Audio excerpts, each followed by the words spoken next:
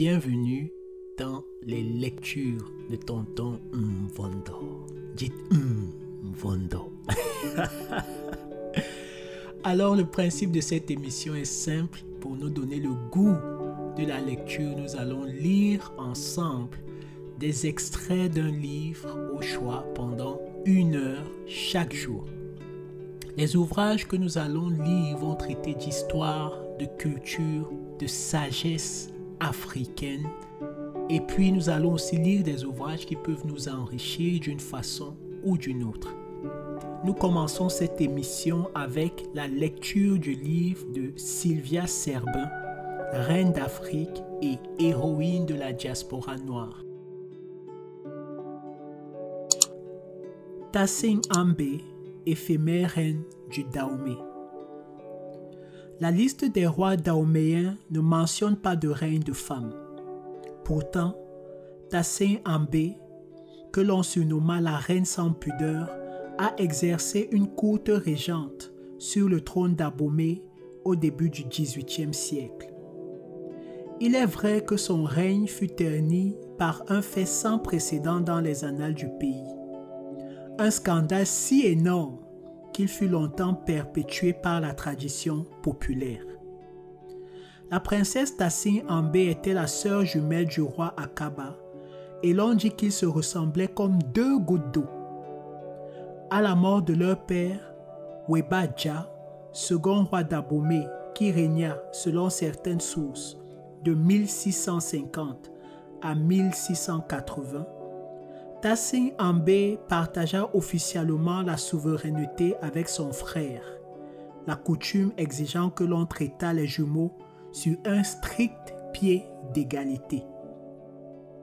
Mais si Tassing Ambé bénéficiait de tous les honneurs dus au roi, elle n'exerçait en réalité aucune charge politique. Les princesses avaient certes une fonction sociale importante qui se traduisait jusque dans le rôle de conseiller du royaume qu'elles étaient autorisées à exercer. Cependant, ces femmes d'obédience royale, ainsi que leur descendance masculine, étaient exclues du pouvoir et de la transmission de l'héritage. Une règle qui permettait d'éviter tout transfert de l'autorité ou éparpillement des biens familiaux en cas de mariage avec un prétendant étranger à leur communauté ou n'appartenant pas à leur rang social. La coutume était très claire sur ce point. Les mariages en dehors des convenances établies n'étaient pas interdits, mais rien ne devait contribuer à perturber le maintien des règles de la collectivité originelle. Aussi n'était-il pas concevable que l'enfant d'une princesse et d'un roturier ou d'un esclave puisse prétendre au trône. Il est vrai que, contrairement aux autres femmes de la société ou aux épouses royales qui pouvaient être bastonnées et même punies de mort en cas de faute grave, les princesses dahoméennes, en femmes indépendantes, bénéficiaient d'une grande liberté de mœurs dont elles ne se privaient pas. Les maris avaient d'ailleurs tout intérêt à ne pas s'offusquer de certaines frasques extra-conjugales s'ils ne voulaient pas se voir répudiés sans ménagement ou perdre la garde de leur enfant. Dans sa résidence d'Alada Vikpé, construite à l'identique du palais de son frère, Tassing Ambé n'était donc pas en reste, menant une vie plutôt dissolue qui alimentait les potins de la cour.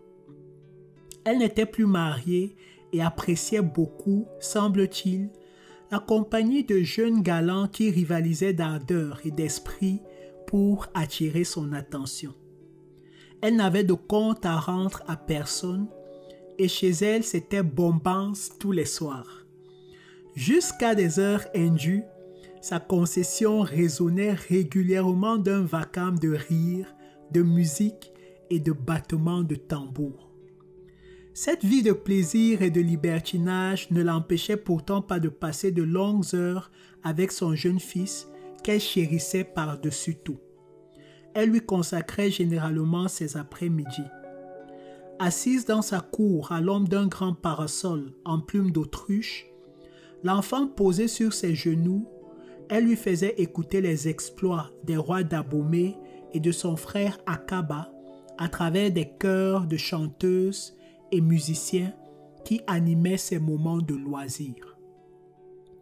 Même si la princesse se tenait à l'égard des affaires, le peuple lui témoignait respect et indulgence, ce qui n'empêchait pas les commentaires amusés sur son franc-parler et les extravagances dont elle était coutumière.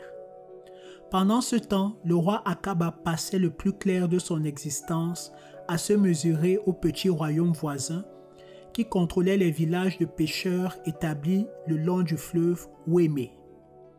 Cette voie navigable constituait un atout stratégique pour le transport du commerce et la mainmise sur l'approvisionnement des négriers européens en esclaves était au cœur des préoccupations de tous ces monarques qui cherchaient à se neutraliser réciproquement. Akaba, pour sa part, était animé d'un fort désir de vengeance à l'encontre des Ouéménous, ennemis quasi héréditaires du royaume d'Abomey.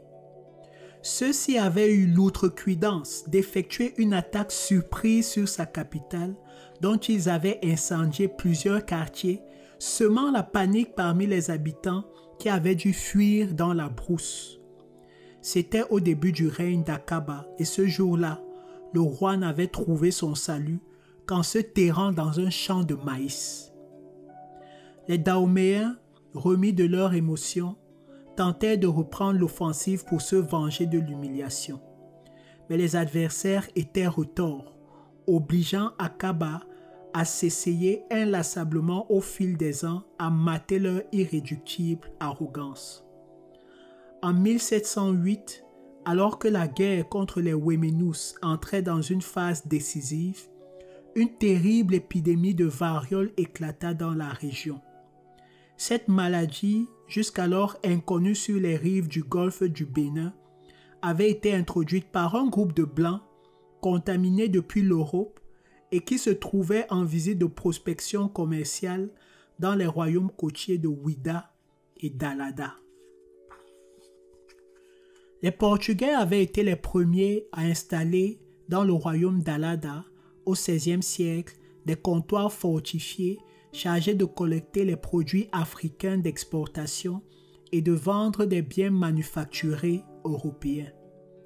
Ils en firent une escale prospère où venaient mouiller les bateaux négriers en provenance de Lisbonne, Nantes, Bordeaux, Saint-Malo ou Liverpool. Attirés par la facilité des approvisionnements en noir, de nouveaux trafiquants établirent progressivement des points d'ancrage dans les royaumes voisins de Ouida et de Grand Popo. L'endroit, jalonné de factoreries sur les toits desquels flottaient des drapeaux aux couleurs portugaises, françaises, hollandaises, anglaises, danoises, méritait bien son surnom de « Côte des esclaves ». Dans d'insalubres bâtisses attenantes aux factoreries était stockée la cargaison humaine en attente des navires qui allaient la charrier à travers l'Atlantique. Un cadre quasi surréaliste de plages de sable doré abritant de véritables camps de concentration et qui constituait une base importante du commerce triangulaire entre l'Europe, l'Afrique et les Antilles.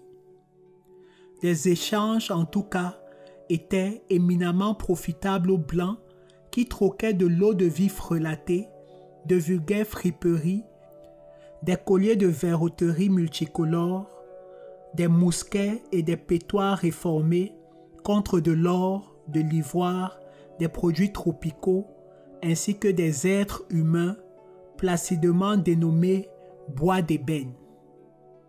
Marqué au fer rouge des initiales de la compagnie négrière et évalué en tonnage de nègres. Dans un premier temps, les Européens ne cherchaient pas véritablement à s'établir à l'intérieur du pays.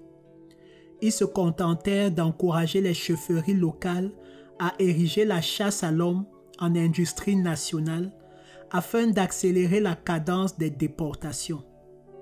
D'où de furieuses empoignades entre royaumes antagonistes qui cherchaient à réorganiser leur activité en fonction du commerce négrier et à contrôler les circuits de livraison, seule assurance de relations commerciales pérennes avec les Européens. L'état de guerre chronique consécutif à ces rivalités réciproques mit fin aux liens parfois tendus de voisinage antérieur.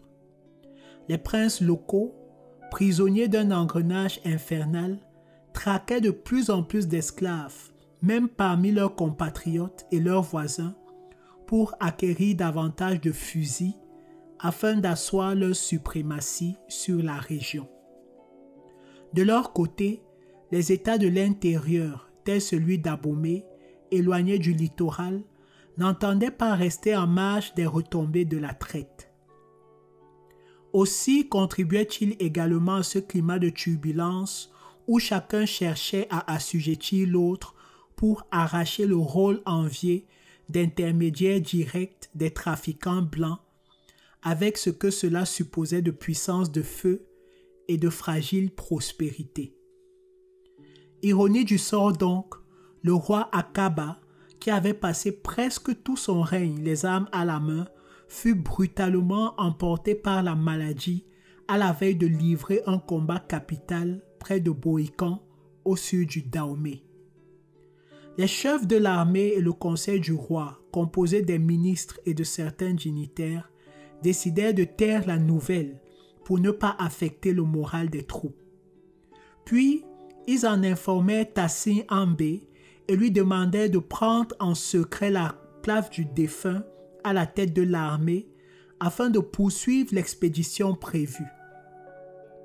La princesse accepta sans hésiter, jurant que, même femme, elle gagnerait la campagne entreprise par son frère. On l'habilla des vêtements d'Akaba et on l'installa dans le hamac royal comme l'aurait fait le roi.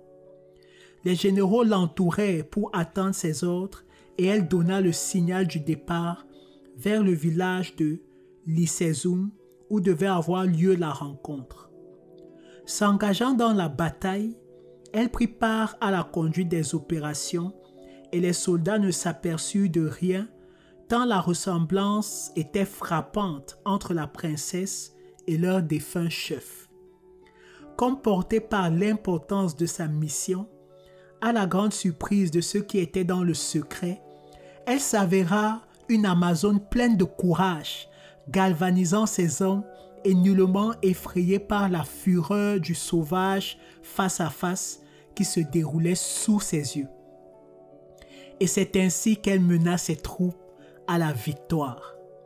Les pertes avaient été nombreuses des deux côtés, mais parmi les dizaines de cadavres ennemis qui gisaient sur le terrain, la princesse eut la satisfaction de reconnaître celui du chef des Wemenous, le fameux Yahasekpolu, âme damnée de son frère. Mieux, la disparition de cet homme allait consacrer l'écroulement du royaume Wemenu et de ses alliés qui durent faire allégeance au vainqueur.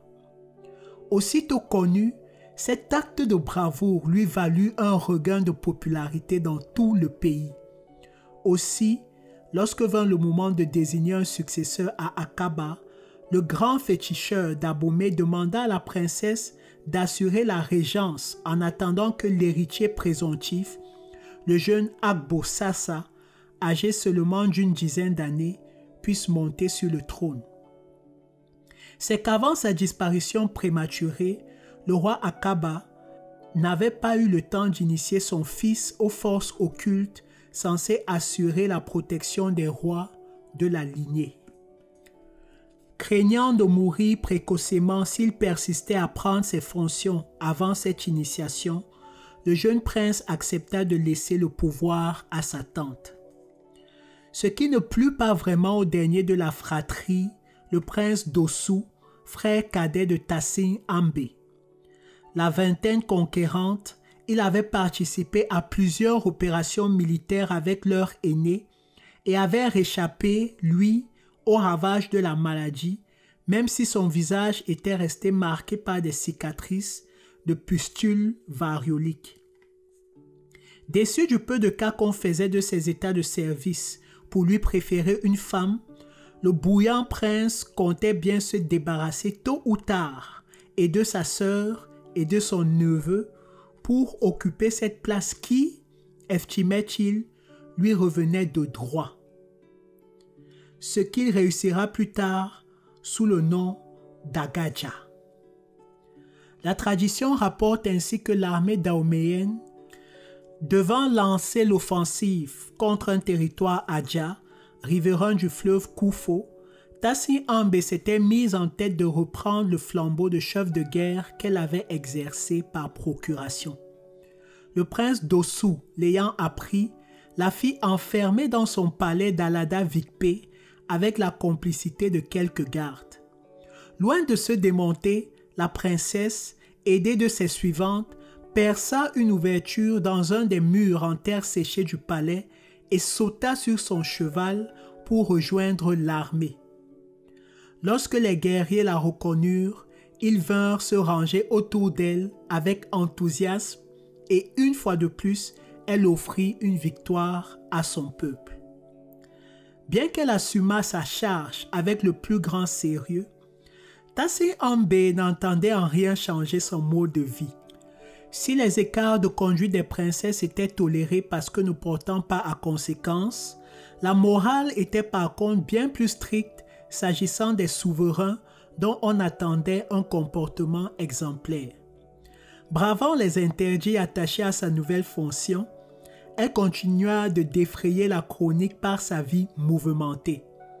Elle avait prouvé son courage et sa capacité à tenir le royaume et estimait donc n'avoir aucune concession à faire sur l'existence sans contrainte qu'elle entendait mener. Bref, sa réputation laissait à désirer et pouvait entacher le caractère sacré de la royauté. Les nobles s'indignèrent et réclamèrent son abdication. En revanche, ceux qui la soutenaient assuraient que sa vie privée n'interférait nullement dans sa mission de reine. Et voilà la société d'Abomey divisée par une grande querelle entre les fidèles de Tassin Ambé et avocats de l'étiquette royale. Tout cela faisait un peu désordre et risquait de nuire à la crédibilité du pouvoir. C'est alors que ses adversaires, les plus acharnés, fomentèrent un complot pour obliger la reine à s'effacer en faveur de leur prétendant, dont on taira le nom, faute de preuves. Par une nuit sans lune, deux silhouettes s'introduisirent silencieusement dans la concession de la reine à l'insu des gardes qui somnolaient devant l'entrée. Comme s'ils connaissaient parfaitement les lieux, ils se dirigeaient droit vers la chambre du petit prince. Le fils de Tassin Ambé dormait sur une natte à côté de sa nourrice. Se penchant sur le corps de l'enfant, l'un des deux hommes y plongea son poignard à 2 reprises, avant que la servante réveillée en sursaut par le râle du petit supplicié n'ait le temps de pousser des hurlements de terreur qui donnèrent l'alarme. Lorsque Tassin Ambé, comme frappé par la foudre, fut informée de l'assassinat de son unique enfant, elle n'émit pas un mot, ne versa pas une larme. La reine dissimula sa peine jusqu'à la réunion du conseil du trône qui, ce jour-là, se tenait en séance publique. Drapée dans 3 magnifiques pagnes d'apparat en kita, elle avait pris place sur le trône sacré d'Abomey, entourée de ses ministres et des dignitaires du royaume. Avant qu'on ouvre la séance, les tam-tams parleurs pleuraient ses souffrances de mère et célébraient son courage de reine au milieu d'une foule recueillie. Soudain, Tassin Ambé se leva, interrompant du coup les chants et les brouhahas ambiants. À pas lents, elle s'éloigna du trône, tandis que les spectateurs se demandaient ce qui pouvait bien motiver une telle perturbation du protocole. La reine s'arrêta enfin au milieu de la cour, comme si elle avait à présider à un sacrifice ou à ordonnancer une cérémonie. À ce moment, Une de ses suivantes sortit silencieusement du rang des courtisanes et vint s'agenouiller à ses pieds. Elle tenait entre ses mains un vase rempli d'eau qu'elle présenta à sa maîtresse. Alors, il se passa quelque chose d'inouï, quelque chose d'inimaginable. Devant l'assistance médusée, Tassi Ambé souleva son pagne sans aucune pudeur et s'aspergea d'eau les parties intimes en hurlant sa douleur d'avoir perdu son fils et en maudissant sans distinction les nobles, les dignitaires, les paysans, les artisans, le peuple tout entier de ce royaume auquel elle avait voulu donner le meilleur d'elle-même.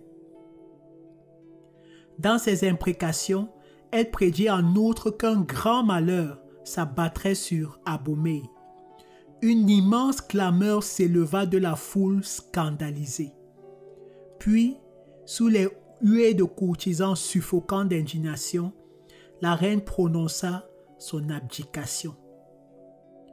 Ce fut le dernier acte de cette régence qui avait commencé 3 mois plus tôt sous les auspices les plus favorables.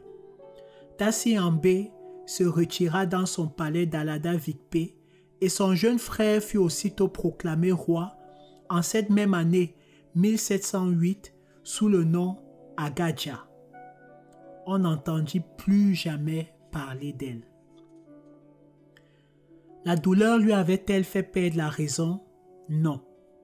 Ce geste de désespoir est à replacer dans une tradition ancestrale commune à certaines aires culturelles touchant les Akans du Ghana et de Côte d'Ivoire ainsi que les Fon du Dahomey. Lorsqu'elles estimaient qu'un grave danger menaçait la société, déliquescence du pouvoir, intolérance, perte de certaines valeurs fondamentales, les femmes abandonnaient leurs réserves habituelles pour exhiber ce qu'elles avaient de plus intime et de plus caché. Vieilles ou jeunes, elles sortaient en groupe, complètement dénudées, le corps badigeonné de poudre blanche de kaolin, et marchaient en procession sur la voie publique pour signifier que si certaines tensions persistaient, la société risquait de se disloquer. Geste de révolte, ce rituel très ancien était exceptionnellement utilisé et l'est encore très rarement de nos jours où les femmes sortent avec la poitrine dénudée pour manifester symboliquement la désapprobation de celles qui sont traditionnellement considérées comme un pilier sacralisé de la société. En attirant l'attention sur elles de façon outrancière, elle lançait un signal aux hommes qui se devaient de détourner leur regard de ces mères et de ces épouses dénudées. Ainsi rappelés à l'ordre, ces derniers faisaient alors pression sur les détenteurs du pouvoir pour les obliger à ramener la concorde dans la communauté en tranchant la question litigieuse. Sous d'autres cieux, les femmes organisent des marches de protestation, une manière aussi pour elles d'intervenir dans la vie publique. Ici, le rituel était tout simplement différent, mais il traduisait sans doute l'expression d'une même angoisse féminine. Les anciens disent que le grand malheur annoncé par Tassin Ambé lors de son abdication fut la conquête du Dahomey par les peuples de race blanche. Une annexion qui interviendra en 1892 après la prise d'Abomey par les troupes françaises du colonel Alfred Dodds, issu d'une famille de métis franco-sénégalais. Alors, merci d'avoir écouté cette lecture. N'oubliez pas de mettre un pouce pour liker la vidéo, la partager à des personnes qu'elle pourrait intéresser et aussi de vous abonner à la chaîne. Vous pouvez réécouter les lectures en podcast via le lien en bas de description et n'oubliez pas de laisser vos commentaires pour nous dire quelles sont les leçons que vous tirez de cette histoire. Alors je vous dis merci et à la prochaine.